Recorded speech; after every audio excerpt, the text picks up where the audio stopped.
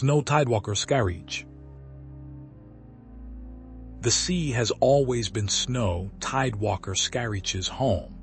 Born beneath a sky of endless blue, she grew up with the rhythm of the waves in her bones. Her nickname, Tidewalker, was not just a title, it was a promise. She walked with the tides, her steps in sync with the ocean's breath. As a sailor, she braved the fiercest storms, her ship a lone sentinel against the wrath of the sea. But Snow was more than a seafarer.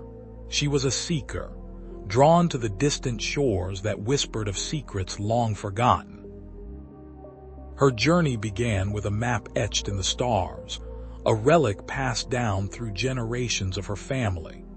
It spoke of a place known only as the City of Wires, a city that floated above the clouds, its spires made of silver and its streets humming with unseen energy. Snow had heard the legends, but she had never believed them. Until the day the wind carried a voice that called her name, urging her to sail beyond the known world.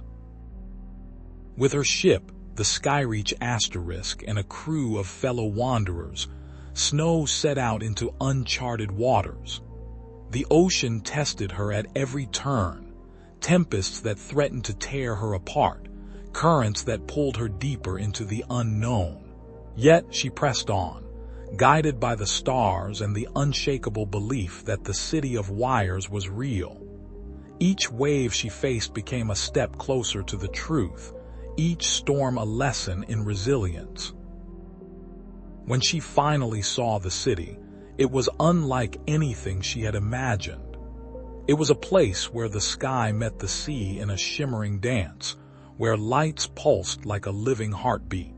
The air was thick with energy, and the very ground seemed to hum with a life of its own. Snow stood at the edge of the city, heart pounding, knowing she had reached the end of her journey and the beginning of something far greater. But the City of Wires was not just a destination, it was a mirror. It reflected the strength, the courage, and the longing that had carried Snow across the ocean. As she stepped into its glowing streets, she realized that the sea had never been her only home. The City of Wires had always been waiting for her, and now she was ready to belong.